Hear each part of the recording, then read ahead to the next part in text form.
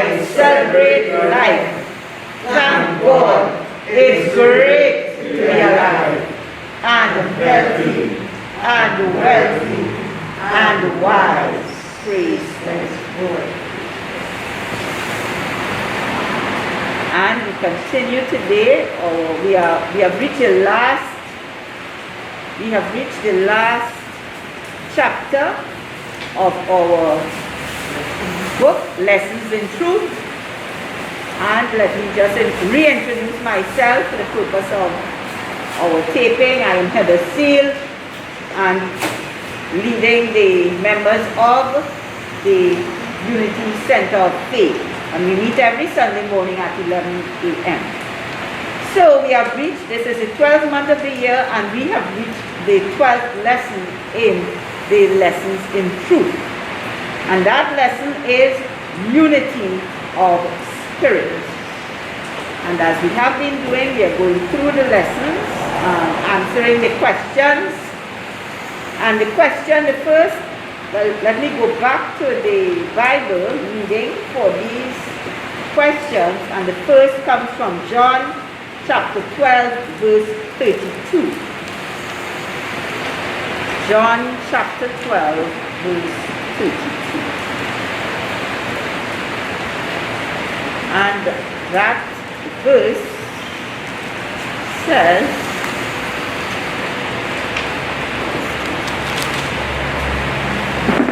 and if I be lifted up from the earth, will draw all men unto me.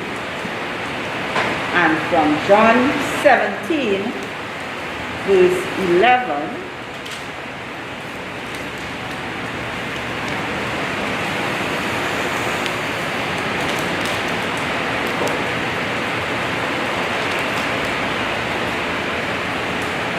and now I am no more in the world, but these are in the world, and I come to thee.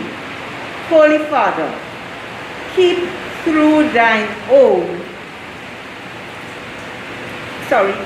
Holy Father, keep through thine own name those whom thou hast given me, that they may be one as we are. And from Ephesians chapter 2, verse 14.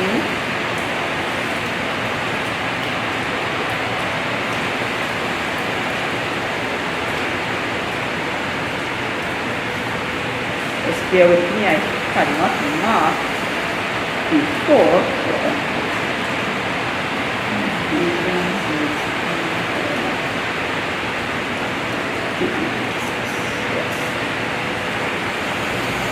So from Ephesians chapter 2, verse 14.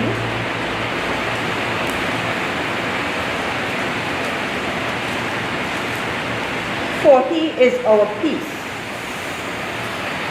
who hath made both one, and hath broken down the middle wall of partition between us. Here ends the reading of the scripture, and that sets the tone for the lesson, unity of spirit, because when you hear, as we go through, you will see the tone of this is oneness. One God, one with God, and so on. So the first question, or it's a statement we have to continue, there is no limit to God. However, the manifestation of God in us is limited when we try to limit, and the answer we have to give, when we try to limit God to personal comprehension. So God cannot be understood from a human personal standpoint. You cannot limit God. God is omnipotent, as we say, omniscience, omnipresence. And the writer Emily Cady says, were it not at times so utterly ridiculous, no, I have to go back. She says, if we did not know it as a living reality, that behind all the multitude and variety of human endeavors to bring about the millennium, there stands forever the mastermind which sees the end from the beginning.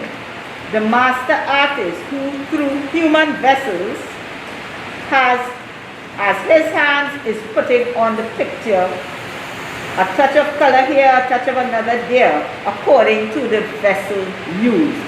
So the difference is the vessel used. And she says, were it not at times so utterly ridiculous, it will always be pitiful to see the human mind of man trying to limit God to personal comprehension, as though the finite could ever completely encompass or comprehend the infinite. And she gives the example, which I find is very profound. Suppose a dozen persons are standing on the dark side of a wall in which are various sized openings, viewing the scene outside through the opening assigned to him. One sees all there is within a certain radius. And one says, I see the whole world in it are trees and fields, but this person is only looking through one opening. Another, through a larger opening, has a more extended view, and he says, I see trees and fields and houses. I see the whole world. The next one, looking through a still larger opening, exclaims, oh, you are all wrong. I alone see the whole world. I see trees and fields and houses and rivers and animals. So I think that is a good example of how sometimes from our perspective, our vantage point, be it religion, whatever it is, what we see, we tend to believe that that is all of God. And although we consciously we may not know it, but we see the world through our eyes. And so we tend to believe that whatever we are seeing, whatever we are believing, our faiths and so on, that is it. That is the it. You know, when you're growing up, sometimes if you're Catholic, you know, rivalry, Catholic, Anglican, because they felt the Catholics would feel, well, this is it. The Anglicans would feel, no, all they're wrong. All they have service in Latin, you can't understand what we're saying and so on. We in Anglican church, we are in. But it is all one little vantage point we are looking at, like the opening she gives there. I remember Lloyd Best, who taught me when I was at university, always saying that he says economics is simply looking at the world through that lens of economics. It's the same phenomena. We are looking at the same phenomena, but in economics you are looking at it through this discipline, through this eye of economics. The sociologist would look at the same phenomena, explain it in the language of sociology. So I thought that is an example that always stayed with me, because I didn't like econ at all. But that example stayed with me. And it also reminds me of an example that Eric Butterworth gave, and I refer to this often, and I have heard Reverend Rollins refer to it as well. He gave an example of a little girl whose dog had just died, and whether it's her father or grandfather, I don't recall which. She was very, she was distraught, she was sobbing and crying and so he was trying to console her. So in trying to console her, he took her to a window, and this window, out of that window were some beautiful flowers that she had planted along with, I believe, the grandfather or father. And so when he took her to that window and she looked out, she forgot all of her sadness and so on, and she started admiring the flowers she had planted and which were flowering and so on. Which is what is a very fine example, in my view, of looking at phenomena through the lens. We in Unity, we in the Truth Movement, we look at the world through the lens of truth. But that is only one lens. We cannot say, well, oh yes, well, we have it. No.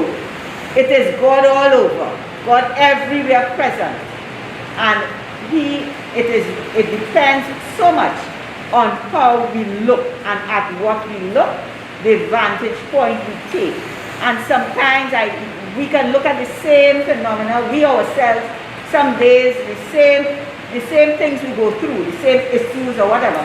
And some days we might be so downcast, and some days, for whatever reason, we are touched by Spirit and we are buoyed and we go through same experiences, same everything, but our attitude is one of God the good omnipotent. And even though we may not vocalize it that way, and we see people around us, they may not vocalize these things in this religious terminology, but you know from being close to them that they have this in their hearts, that God the good is all there is, and what I see out there, all of it is God.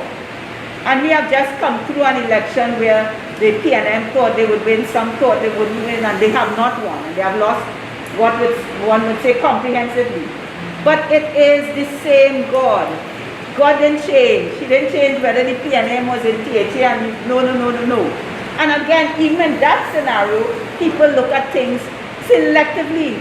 The PNM held the THA for 20 years. You cannot say that is failure.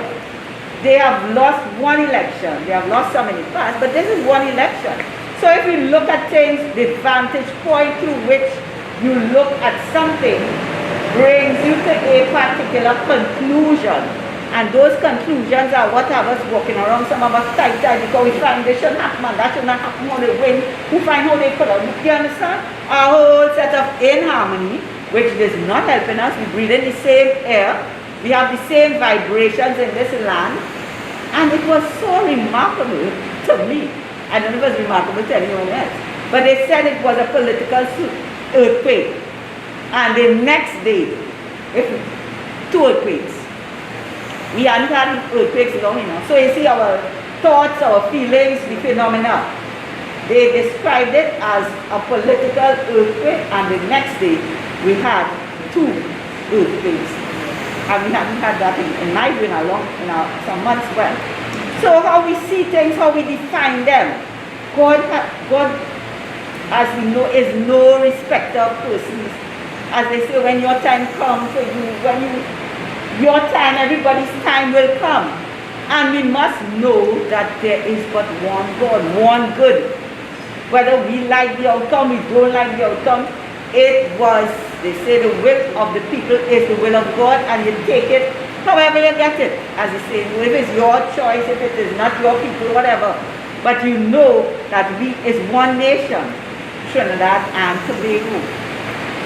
At least for the moment. And however it unfolds, you know it unfolds. God, if we keep our eyes focused on the goodness of God and support that vibration in thought, in word, in deed, only good could come. No matter who the channel is, who the vessel is, only good can come. So that is one of the lessons, the unity of spirit. That's the first question. And then the second is, to have a single eye means seeing God as but one power. God is but one power. So that, and she gives the example also of what she calls a simple lady who had been praying to see more and more of God. And in one day, she got a vision within herself, a vision, not necessarily, but she came to the understanding that, and let me see, right, she had heard, this is the example, I heard of an uneducated woman speak in a most orthodox prayer meeting some time ago. She knew no more of religious science than a babe knows of Latin. Her face, however, was radiant with the light of the Christ manifest through her. She told how 5 or 6 years before she had been earnestly seeking to know more of God, seeking in prayer as she knew nothing about seeking spiritual life from people. And one day, in all earnestness, she asked that some special word of His will might be given directly to her as a sort of private message. And the words that flashed into her mind were, if therefore thine eye be single, thy whole body shall be full of light. No man can serve two masters. Matthew chapter 6, verse 22 and 24. So she says the lady had read those words many times in the Bible. But at that point, she was illumined by Spirit, and she saw that to have the single eye meant seeing but one power in her life. While she saw two powers, God and the devil, good and evil, she was serving two masters. From that day onward, although she passed through a number of trials and troubling circumstances, she found always the most marvelous, full and complete deliverance out of them all by resolutely adhering to the single eye, seeing God only. And this reminds me of the Golden Key by Emmett Fox. Because Emmett Fox, in that Golden Key, he says, whatever troubles you may have, whatever the circumstance, if we can forget for a moment, whatever it is, and focus completely on the power of God, we will get out of it. So that is what he says is the Golden Key. But of course, we know in the human consciousness, we have the tendency, and we get it, even when we start to pray, sometimes we get distracted and we're thinking about the same problem, we want to give up. But we have to be resolute and as disciplined as we can when we have our periods, when we put this, whatever the issue is, out of our minds and see God only. Because if we see God only, what else could there be? If we see God only, God has help, and we have our affirmations, our denials and affirmations from this book, which we are supposed to be saying daily and meditating on. If we see God only, the first denial, there is no evil, and the first affirmation emphasizes what God is. So if sometimes it's good to pair them, you have there is no evil, there is no absence, and you put it together, you say the affirmation, and you line it up. And I have it lined up somewhere here, couldn't find it just now, but it is helpful sometimes when you have it lined up to have them both together and say them together. So we see the contrast, and you see how we can become a little more focused on our affirmations and our denials. So the single eye, that's what it's leading us to. The single eye, seeing God and God alone as much as possible during our 24 hours or whichever our waking hours, to constantly put whatever it is out of mind, coronavirus and all its various strains or whatever, put it out of mind and bring God in. Put the focus on our Almighty God. This is not to say that we do not follow the government's guidelines and so on. We do that because we say oneness. If you say in oneness, you cannot divide God and say, well, God in this and not in that. He in the government arm, but he's not in that. He in this and it's a personal choice if you get vaccinated and so on. But the truth is, they dividing God into compartments and saying this good, that ain't good. It all works together for good for those who love the Lord. We always have to seek our inner guidance, follow that, and know that God the good omnipotent is all there is, and He will use us as His vessels and guide us in the ways He wants for us. And we are the only ones who could know that. Nobody else can know. Only us. So, and that leads us to the third question of not trying to convert others to truth by repeated external arguments. And she says our attitude regarding this should be to silently lift up the I in everyone, the I in every man's being. So that is how, if we are inclined to convert, not by argument, not by the statements, but by lifting up. And that is why, remember, we read Jesus' words, if I be lifted up, I draw all others unto me. Because I am sure you will observe in some people's company, certain, you don't feel, if you might be a disgruntled person, but there's a harmonious sort of person, a person who doesn't really take issue with anything. In that person's company, there will be very little, if any, discord. Because that person, and I know some people like that, you know, they're always smiling. Everything you tell them, oh, it's wonderful. And they're living that way. It's not a, you know, sometimes you say that they're faking that. No, that's it.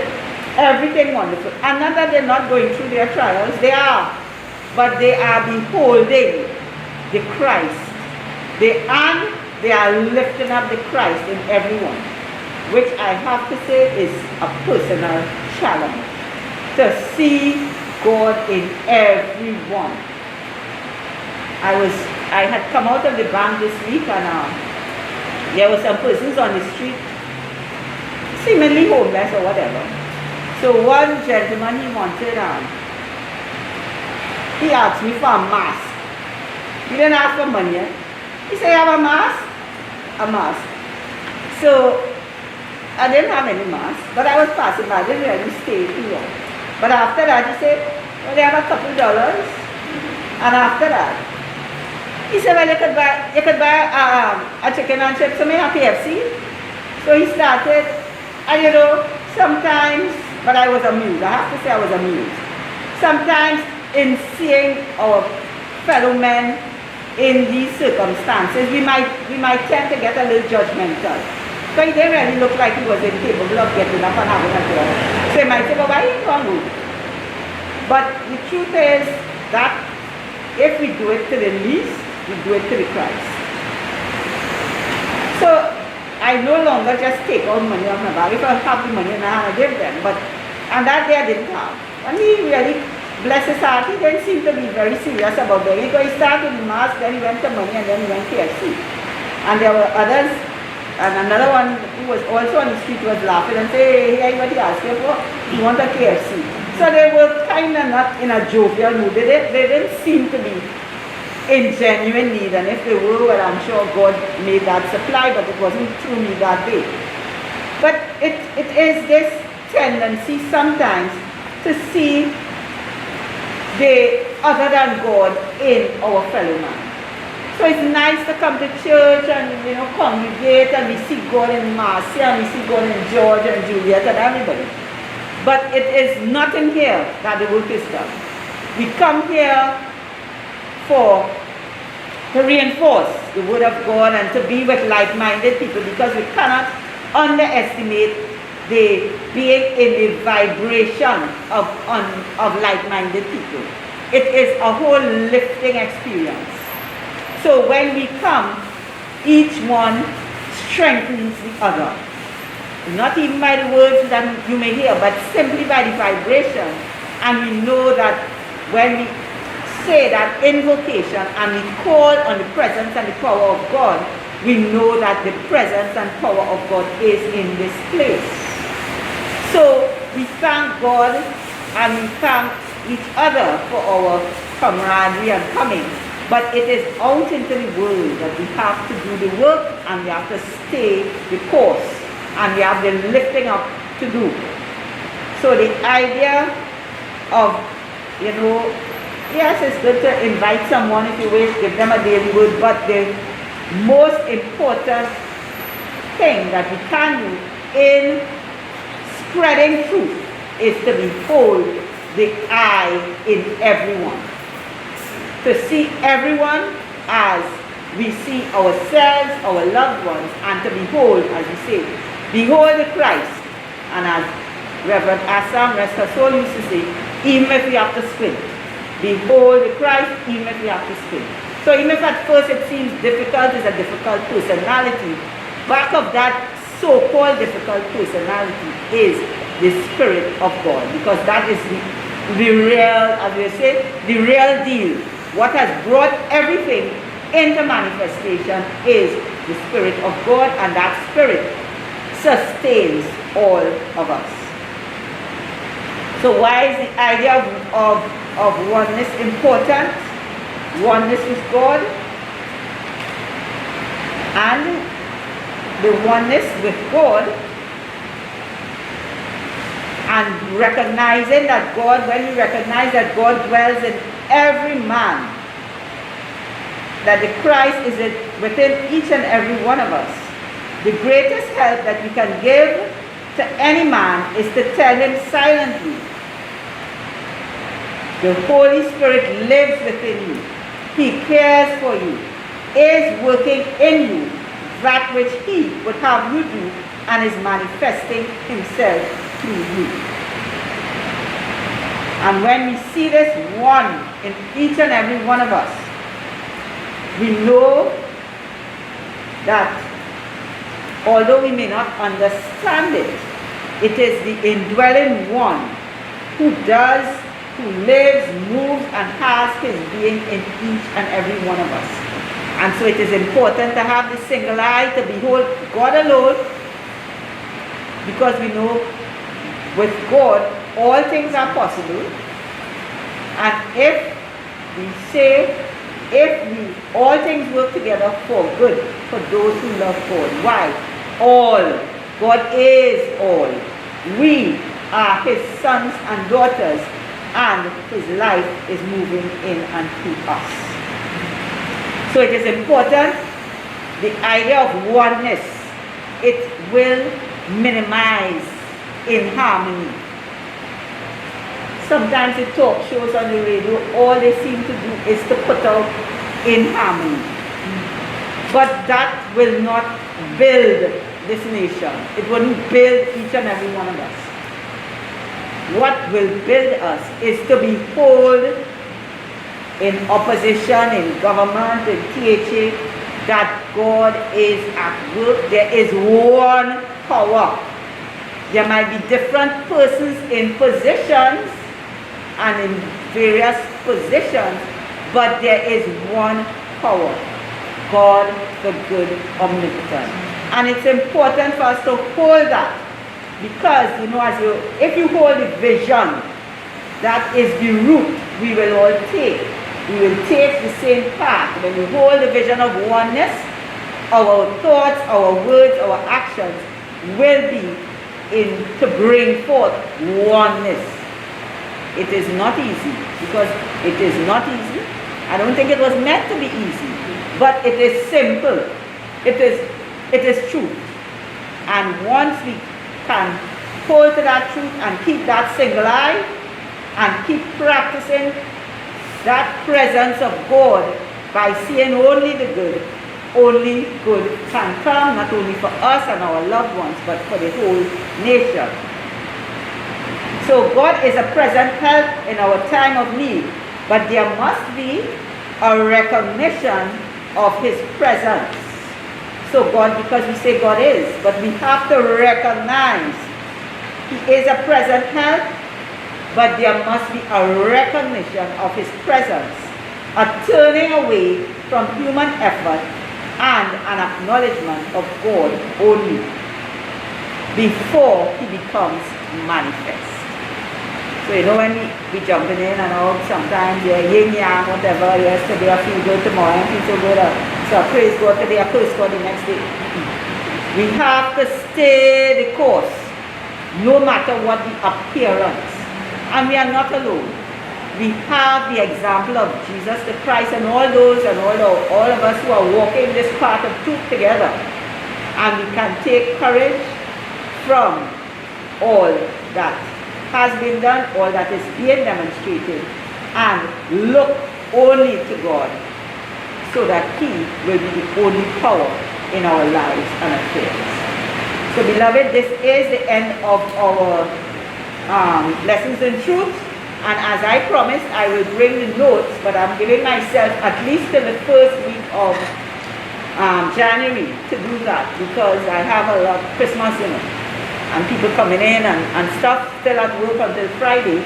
So I'm giving myself that time, but I promise I'll be bringing the notes for everyone on the answers as given in this book, this edition, but I will add some more based on the older edition of it. So you can always use it as a little reference. You have our books, but if you want a little quick reference, you can look at it. So I'll give that by the grace of God in the first week of January. So let us